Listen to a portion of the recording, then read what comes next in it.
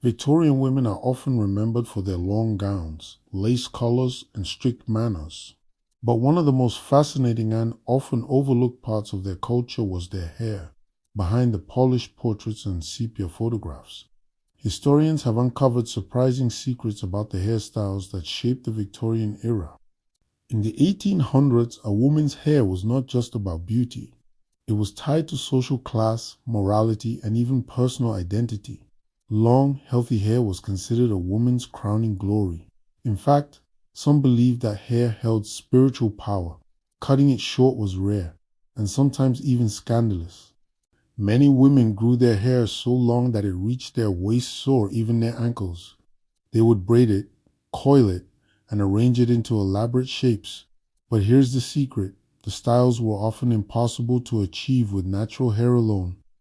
To create the massive buns and towering updos we see in old paintings, women used hairpieces sometimes made from their own locks, sometimes purchased from others.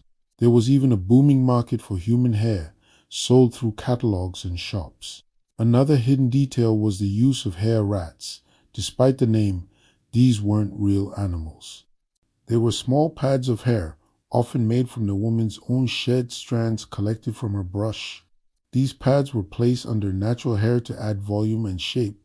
This trick gave the appearance of thick, luxurious hair, even if a woman's natural strands were thin. For everyday life, hairstyles were more modest. Married women often parted their hair down the middle and pulled it into neat buns at the back of the head. This simple look reflected dignity and self-control, two qualities highly valued in Victorian society. But for social events, things became far more dramatic. Women decorated their hair with flowers, ribbons, combs, and even jewelry. Curls were carefully styled around the face, while the back might feature an intricate braided crown. The pressure to keep up appearances was intense. Fashion magazines of the time printed detailed guides on the latest hairstyles, and women would spend hours with hot irons and pins to copy the trends. Hairdressers became important figures in high society, trusted to craft styles that showed both wealth and refinement. There was also a more personal, even emotional side to Victorian hair culture. Hair was often kept as a memento of loved ones.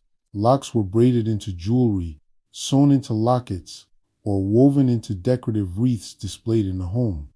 These pieces weren't just fashion, they carried deep meaning, especially in an age when life was fragile and death was common.